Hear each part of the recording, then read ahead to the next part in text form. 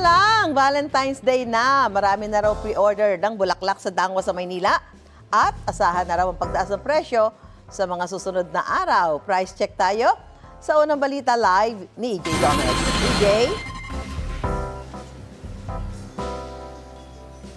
Susan, good morning. Kapapasok nga lang ng February at laging inaabangan ang Araw ng Puso. Chocolate at flowers ang madalas ipanregalo at ang mga presyo nga ng mga bulaklak dito sa Dangwa sa Maynila nasa normal pa naman sa ngayon. Pero ayon sa mga nagtitinda sa mga susunod na araw, asahan daw ang pagtaas na aabot sa doble o higit pa.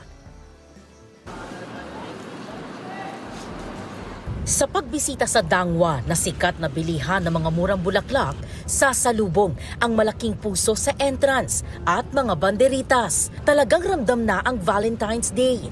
Sa ngayon, hindi pa gaanong dagsa ang namimili rito sa Dangwa. Ayon sa mga nagtitinda, asahan ng pagtaas ng presyo sa mga susunod na araw. Ngayon ma'am, before mag-Valentine's, same price pa lang din po.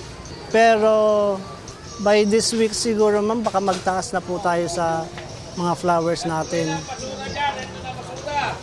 Katulad ng mga roses po natin ma'am, sa red tsaka sa white, before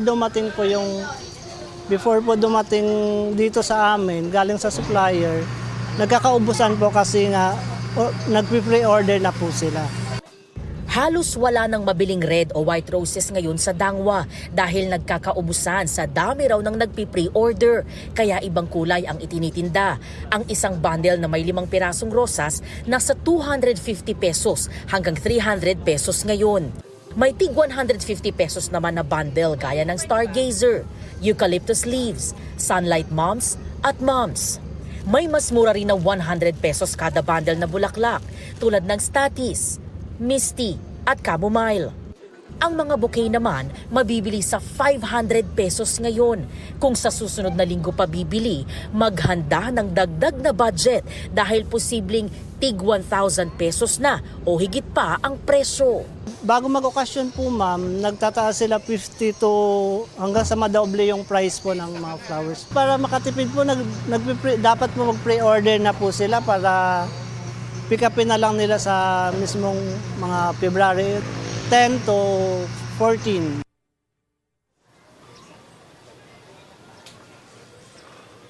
Susan, 10 araw pa naman bago ang Valentine's Day at kita nga ito mga palamuti dito sa Dangwa na mumula ng mga palamuti at display itong Dos Castillas Street. Sa ngayon, maluwag pa naman sa lugar dahil hindi pa naman dagsa ang mga namimili. At yan, ang unang balita mula po rito sa Dangwa sa Maynila. EJ Gomez para sa GMA Integrated News. Gusto mo bang mauna sa mga balita? Mag-subscribe na sa GMA Integrated News sa YouTube at tumutok sa unang balita.